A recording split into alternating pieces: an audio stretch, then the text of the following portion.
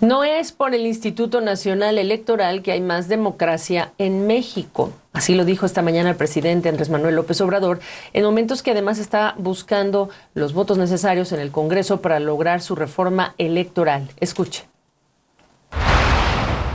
Y no es cierto que por el tribunal y por el INE haya democracia en México. No. Hay democracia en México, se ha avanzado para que haya una auténtica democracia en México por la gente, por el pueblo, no por ellos.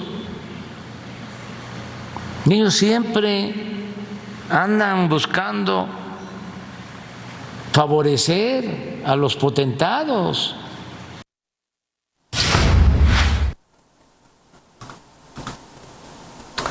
Bueno, pues horas antes el Instituto Nacional Electoral emitió un comunicado para defender su trabajo y la organización de 330 elecciones.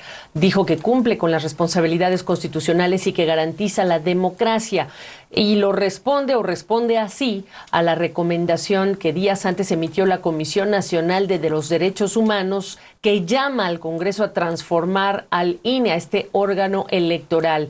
La comisión en un comunicado calificó además al INE como autónomo solo de nombre, de sabotaje de la voluntad del pueblo. Dijo que solo ha servido para mantener vicios que por años o siglos han manchado, dicen, nuestros procesos electorales. Y no es, digamos que la única autoridad, en este caso la Comisión Nacional de los Derechos Humanos, que se ha expresado. También pues hay otras autoridades que han hablado respecto del Instituto Nacional Electoral, y por ello le agradezco a María Marván, experta del Instituto de Investigaciones Jurídicas de la UNAM, que nos acompañe. María, ¿cómo estás? Qué gusto saludarte. Bueno, casi te lo preguntaría rápido. ¿Todos contra el INE? Muy bien, Gabriela, muchísimas gracias. Gracias por tenerme en tu espacio. Creo que es un tema muy preocupante la embestida que hemos visto en contra del Instituto Nacional Electoral, sobre todo a partir de que inició este sexenio y de manera constante. Ahora, en particular, el pronunciamiento de la Comisión Nacional de Derechos Humanos de la semana pasada, pues nos llama todavía más la atención y nos preocupa más. ¿Por qué? Porque la Comisión Nacional de Derechos Humanos en México tiene expresamente prohibido por la Constitución manifestarse en temas de índole electoral. Y saca la semana pasada una recomendación muy extraña, analizando un caso o un supuesto caso de 1950 a 1965, en donde toma como pretexto este caso para arremeter en contra del Instituto Nacional Electoral y asimilando, por decirlo de alguna manera, el comportamiento del Instituto Federal Electoral, del Instituto Nacional Electoral, con la extinta desde 1990 Comisión Federal Electoral. Y lo único que se percibe en esto es una preocupación por la presidenta de la Comisión Nacional de Derechos Humanos de quedar bien con el presidente y empujar su contrarreforma electoral. Entonces es sumamente preocupante. Uno, porque viola la Constitución, y dos, porque está apoyando una contrarreforma que terminaría con el INE.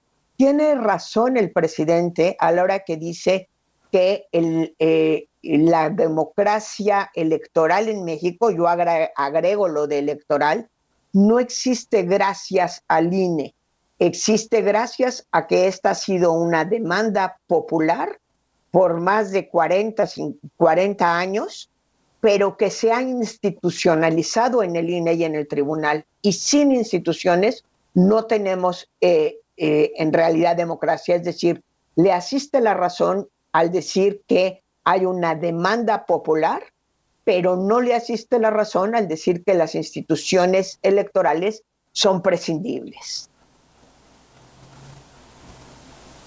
Tú has sido, para todo el fin práctico de transparencia, consejera de lo que era en su momento el Instituto Federal Electoral. María, se habla de reducir costos como una de las metas. El presidente dice que no hay ninguna intención de desaparecerlo, pero lo cierto es que hasta el jefe de la Unidad de Inteligencia Financiera hace pronunciamientos. ¿Se puede hablar de una buena intención? Y recordarle a la audiencia que esta no es la única propuesta, la del presidente, que en este momento se está estudiando, que de hace unos días hablábamos de más propuestas en relación con el órgano electoral o la reforma electoral. A ver, Gabriela, dos cosas que me parecen importantes. Sí hay más propuestas, pero la propuesta en la que se está centrando la discusión en el Congreso en este momento es la propuesta presidencial.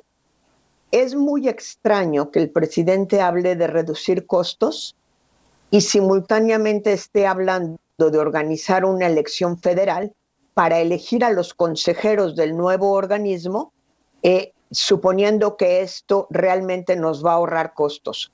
La elección que se propone para elegir consejeros no nos va a ahorrar costos, va a tener los mismos costos que una elección presidencial, ya bien sea para presidente, diputados, senadores, etcétera. Y encima, además, va a asegurarse de que sea el Poder Ejecutivo el que, de manera directa o indirecta, proponga a los 30 candidatos sobre los cuales elegiremos a los 7. Claro que el presidente dice que no va a desaparecer, pues porque alguien tiene que organizar las elecciones en el país. Entonces, en ese sentido, se tiene que sustituir. El problema es que lo que va a desaparecer es el órgano, el Instituto Nacional Electoral, como hoy lo conocemos, como un órgano constitucional autónomo, altamente especializado, que requiere de formación técnica para su cuerpo, no solo para el cuerpo dirigente, sino también para los funcionarios del Instituto Electoral, y que surge este cuerpo dirigente a partir de un acuerdo entre todos los partidos políticos. Esto que se ha querido vender como un defecto del INE, en realidad es una virtud. Tenemos que reconocer que con el INE, como está conformado hoy día y como se vino conformando a partir de 1990 hasta la fecha, todos los partidos electorales que hoy funcionan en México han ganado y han perdido elecciones. Tenemos confianza de que es una institución imparcial, que es capaz de organizar elecciones donde los votos se cuenten y las personas que asumen un poder de elección popular sean elegidas a través del voto de todas y todos nosotros. María, pues te conmino a que regreses con frecuencia, porque este es un tema crítico para el país. El año que entra 2 elecciones importantes, una de ellas del Estado de México y por supuesto 2024, momento de definición desde el legislativo. Gracias por tu tiempo.